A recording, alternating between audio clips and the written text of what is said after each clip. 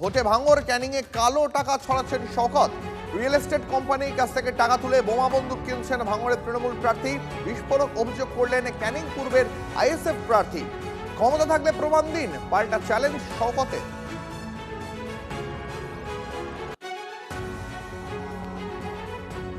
যেটা বুঝতে পারছি বা শুনছি, যেভাবে শওকত মোল্লা ভাঙড় বা ক্যানিং থেকে কোটি কোটি টাকা তুলে এলাকায় সন্ত্রাস সৃষ্টি করার চেষ্টা করছে, রিয়েল এস্টেট কোম্পানি থেকে বিভিন্ন কোম্পানির কাছ থেকে কোটি কোটি টাকা তুলছে, সেই টাকা নির্বাচনে ব্যবহার করার জন্য চেষ্টা করছে। আমি ইডি সিবিআই যারা দায়িত্বে আছে তাদের কাছেও আমার আবেদন যে অবিলম্বে এই যে কালো টাকা,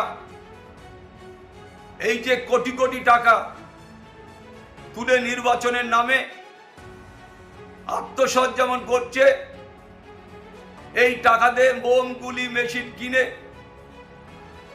এলাকায় একটা অত্যন্ত বাজে জিনিস তৈরি করার চেষ্টা করছে। পাগল পাগল কোথায় কি করলে আমি গুরুত্ব দিই না সব।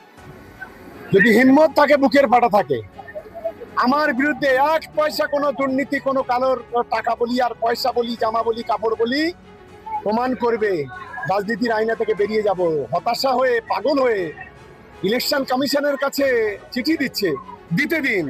এখন তো চিঠি দিচ্ছে, এরপরে জামা কাপড় নিয়ে ইলেকশনের ওখানে যাও, ইলেকশন কমিশনের কাছে যাবে ও।